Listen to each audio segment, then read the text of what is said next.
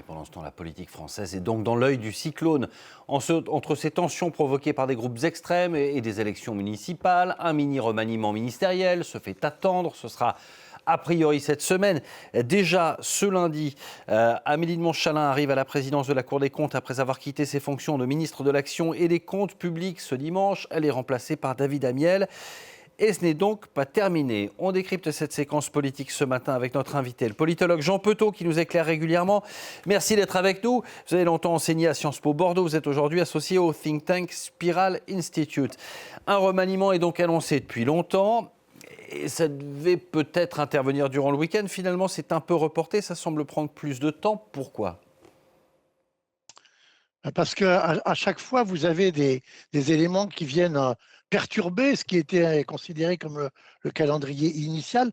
Et là, entre autres, on voit que Mme Rachida Dati entend poursuivre le plus longtemps possible sa présence rue de Valois, le ministère de la Culture. C'est un des éléments qui je pense, peut poser quelques difficultés. La nomination de David Amiel, elle est par contre anticipée par rapport à un remaniement plus important, parce qu'il y a des problèmes de calendrier. Entre autres, Madame de Montchalin devait être et prendre ses fonctions aujourd'hui à la présidence de la Cour des comptes. Voilà. Et puis il y a aussi le dépôt d'une motion de censure de la part du Rassemblement national. Sébastien Lecornu dit qu'il veut attendre que cette motion passe, alors qu'elle n'a aucune chance d'être adoptée. Exactement. Alors, ça fait partie un peu de ce qu'on appelle les usages républicains. Évidemment, vous avez raison, Julien, il n'y a aucune probabilité pour que cette motion soit adoptée, puisqu'on a vu que les 4 motions différentes qui avaient été déposées, 4 motions de censure au moment de la séquence dite du budget du 49.3, ont toutes été rejetées d'ailleurs. Donc vous l'avez dit, mini-remaniement a priori, on a déjà parlé du départ d'Amélie de Montchalin, il y a au moins 2 autres ministres qui seraient sur le départ, Rachida Dati donc, candidate à la mairie de Paris, la ministre chargée de l'autonomie et des personnes handicapées, Charlotte Parmentier-Lecocq, qui souhaite retrouver son siège de députée. Dans le cas de Rachida Dati, c'est un dilemme parce qu'on est en période de silence électoral avant le premier tour des municipales le 15 mars. Elle est candidate à Paris. Pourquoi la maintenir à son poste dans ces conditions-là ? Quand bien même il y a une motion de censure du RN qui arrive à l'Assemblée. Moi, je ne suis pas ni dans la tête du président de la République, ni dans celle du Premier ministre, et encore moins dans celle de Rachida Dati.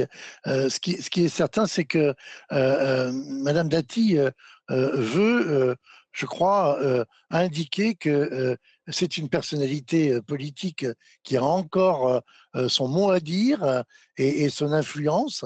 Et donc, elle va d'ailleurs utiliser entre guillemets, avec beaucoup de guillemets, des jurisprudences antérieures, en particulier, et ce n'est pas un hasard, puisqu'il n'est pas dans ses soutiens à Paris, celle de Édouard Philippe, qui avait ainsi maintenu sa présence, bien sûr, au gouvernement, et pas à n'importe quelle place, puisqu'il s'agissait de Premier ministre au moment de sa réélection à la mairie du Havre en 2020. Voilà.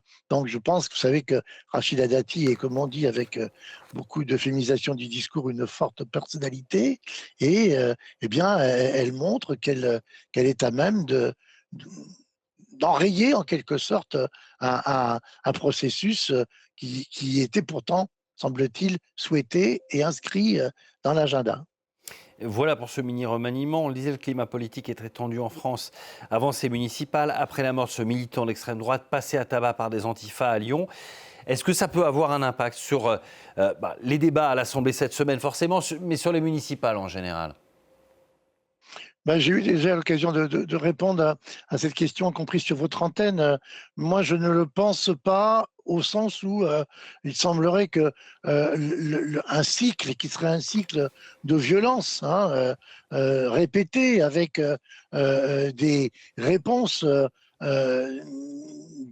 des différents protagonistes, des 2 formes les plus ultra de la vie politique, ne semble pas s'enrayer. Alors, par contre, on voit des conséquences, des effets sur la gauche, en particulier dans la perspective du second tour. Vous l'avez vu, que va-t-il se passer en termes de désistement ?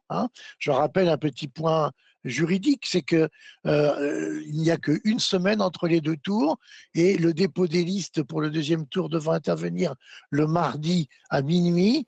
Eh bien, il faut impérativement en 24 ou 48 heures décider ou pas si des listes fusionnent. Elles peuvent fusionner entre elles quand elles font plus de 5% pour pouvoir se marier et 10% des suffrages exprimés, bien sûr, hein, pour se maintenir au second tour. Alors ça risque effectivement à gauche d'y avoir des situations particulières entre LFI d'un côté et le Parti socialiste, pour faire court, et quelques-uns de ses alliés de l'autre côté. Mais ça, on y verra plus clair le dimanche 15 mars au soir, à l'issue du premier tour, pour voir un peu les répercussions éventuelles des événements lyonnais devenus nationaux dans la marche des municipales. Merci. Merci beaucoup Jean Petot de nous avoir éclairé ce matin et on Merci. suivra cette longue séquence politique à venir qui nous emmènera jusqu'au premier tour de ces municipales.